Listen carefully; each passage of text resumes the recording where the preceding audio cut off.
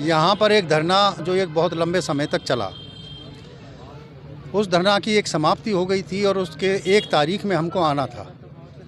लेकिन 1 तारीख में यहाँ एसडीएम डीएम सब जो एक परीक्षा चल रही थी पुलिस भर्ती वाली, उसमें व्यस्त थे, तो उन्होंने कहा कि साहब इसमें नहीं है। उसके बाद 3 तारीख में हमको फिर से आना था। उस 3 तारीख में यहाँ पर एक दुर्घटना हो गई थी, जो एक लड़की को लेकर और कुछ बदतमीज़ लड़कों को लेकर थी। तो वहाँ पर फिर से कहा गया कि यहाँ पर एक माहौल एक ख़राब तरीके का बना हुआ है। तो उस 3 तारीख का जो प्रोग्राम हमारा आने का था उसको पोस्टपोन कर दिया गया। आज 11 तारीख का वो निश्चित हुआ था, आज उसी में हम आए हैं। देखिए, आश्वासन तो सभी मांगों के लिए उन्होंने पूरा दिया था शुरुआती दौर से ही, और आश्वासन तो ये सिर्फ प्रशासन की बात नहीं, ये सरकार भी देती है। लेकिन आज तक काम एक भी नहीं हुआ है। हालांकि हमको ये पता चला था कि 6 हमारी जो मांग थी उनको उन्होंने तत्काल में पूरा कर दिया गया था, लेकिन यहाँ आने पर पता चला है कि उन्होंने एक भी मांग को आज तक पूरा नहीं किया है। ये बड़ी वादा खिलाफी है। प्रशासन को सोचना चाहिए, और ये बड़ी अशिष्टता है कि जो वहाँ पर प्रशासन ऐसा वादा करने के बाद भी जो हो सकता था, जैसे कि आरओ लगने थे, मेडिकल कैंप लगना था, अतिक्रमण हटना था, लेकिन वो आज तक नहीं हुआ। देखिए, प्रशासन को और शासन को भी ये आदत पड़ी हुई है, वो जनता का काम नहीं करते हैं। और वही एक कारण है कि जब शासन जनता का काम नहीं करना चाहता है तो प्रशासन भी उसी की तरह से चलता है, उसी की मंशा को देखकर चलता है।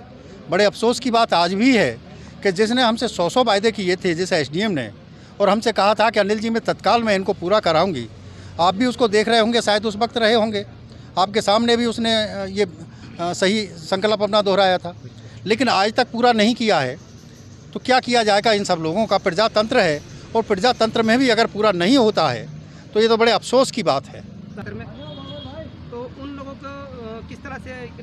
उनको हम पूरा ज़रूर कराएंगे। आज भी यहाँ पर सभी लोगों से मशवरा हुआ है। अगर ये बातें एसडीएम से बात होंगी, अभी हम अगर उसने बात नहीं करी तो हम उसके घर तक जाएंगे। देखिए, राकेश टिकैत को मैं घेर नहीं रहा हूँ। आप जो राकेश टिकैत को घेरने की बातें कर रहे हैं वो हमारा दर्द भी है। हमने जीवन के छात्र जीवन से सन 1987 से आज तक का जो समय है, हमने कोई राजनीतिक पार्टी नहीं देखी, किसी दूसरे संगठन को हमने नहीं देखा।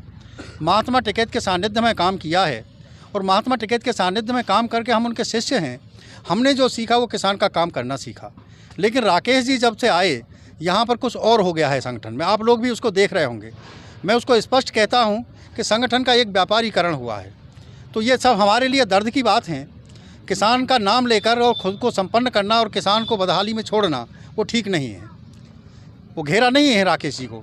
हम सब जनपद मुजफ्फरनगर में जो कि उसी क्षेत्र के अंदर को भी जानकारी है, वो आपको भी जानकारी है। आप देख रहे हैं अभी एक भज्जू कट के नाम से जो आंदोलन चल रहा है, जब वहाँ पर शुरू में आंदोलन चला था तो वहाँ पर कह दिया गया कि 1 किलोमीटर के एरिया में काम नहीं होगा, अन्य एरिया में काम कर लिया जाए।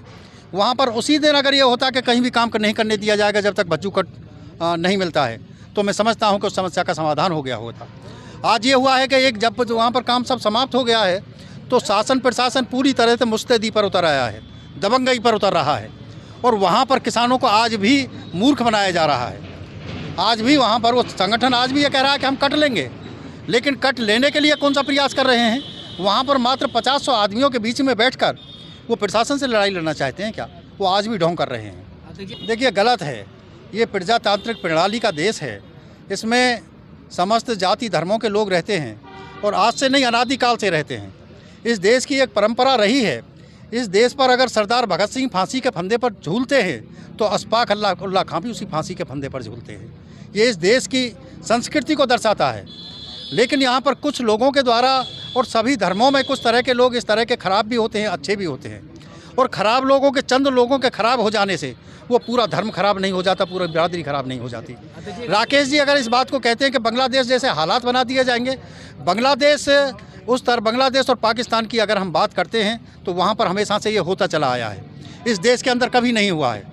तो इस तरह की एक मानसिकता को तैयार करना वो ठीक नहीं है। देखिए, वक्फ बोर्ड की जो चर्चा चल रही है, उस वक्फ बोर्ड पर बहुत ज़्यादा जानकारी हम रखते भी नहीं हैं, और सरकार इस बात को कह रही है कि वक्फ बोर्ड समस्त संपत्तियों पर जहां अपना दावा दायर कर देती है, उनकी जांच करके हम उसको देंगे।